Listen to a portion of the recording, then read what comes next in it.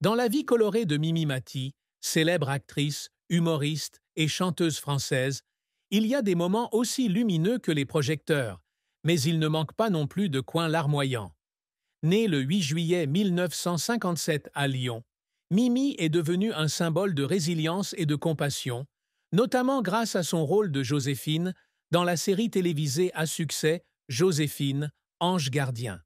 Mais derrière son sourire éclatant et son optimisme sans fin, Mimi porte une profonde tristesse et des blessures que seuls ses proches peuvent comprendre. Sa vie fut un voyage d'efforts constants, de secrets soigneusement cachés et d'un amour magnifique, mais non sans défi avec son mari, Benoît Gérard. À travers ses propres mots et ceux de son entourage, nous explorerons les profondeurs de l'âme de Mimi, là où sa plus grande tristesse a façonné la personne qu'elle est aujourd'hui.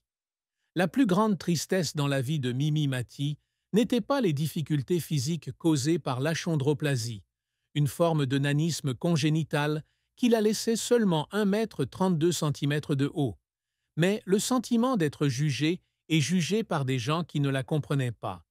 Depuis qu'elle est enfant, Mimi a dû faire face à des regards curieux, à des murmures dans son dos, et même à des préjugés selon lesquels elle ne pouvait pas accomplir de grandes choses en raison de son apparence différente. Dans une interview accordée à Télé Loisirs, elle a partagé que le plus douloureux n'était pas les limitations physiques, mais le sentiment d'être marginalisée par la société, comme si elle n'était pas qualifiée pour rêver. L'enfance de Mimi à Lyon n'a pas toujours été facile.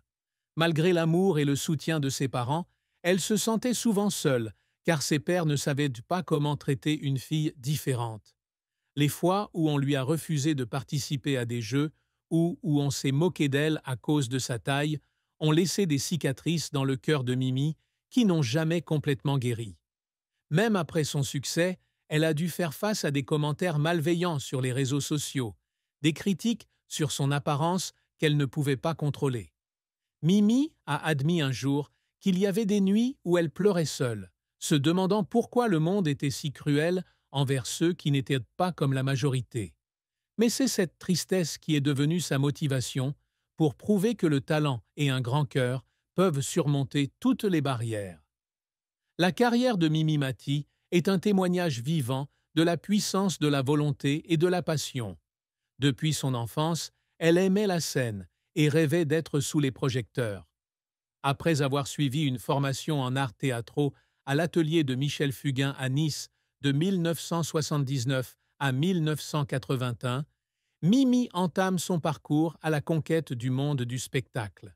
Au début des années 1980, elle apparaît dans des rôles au théâtre et participe à l'émission télévisée Le Petit Théâtre de Bouvard, où elle commence à attirer l'attention du public.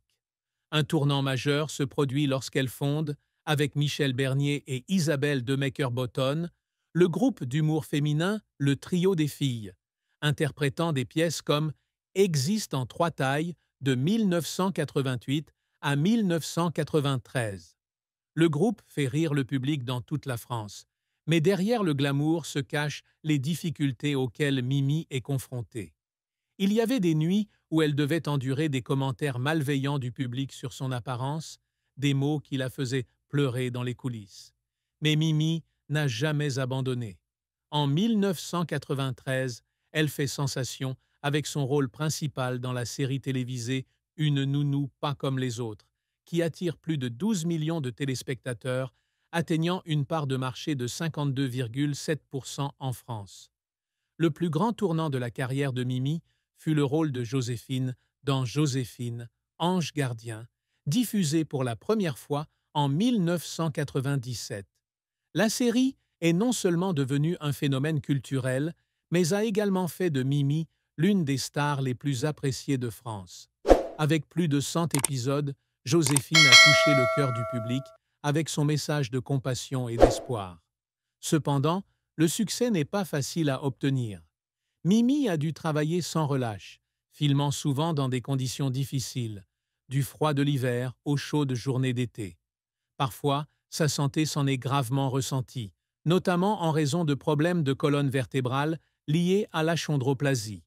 En 2017, elle a subi une opération complexe de la colonne vertébrale qui l'a obligée à faire une pause dans le tournage et à affronter la peur de ne jamais pouvoir revenir sur scène. Dans une interview accordée à la Provence, Mimi a déclaré qu'elle avait beaucoup pleuré en salle de réveil, non seulement à cause de la douleur physique, mais aussi parce qu'elle craignait que sa carrière soit terminée. Mais avec le soutien de sa famille et de son public, elle est revenue plus forte, continuant à apporter le sourire à des millions de personnes.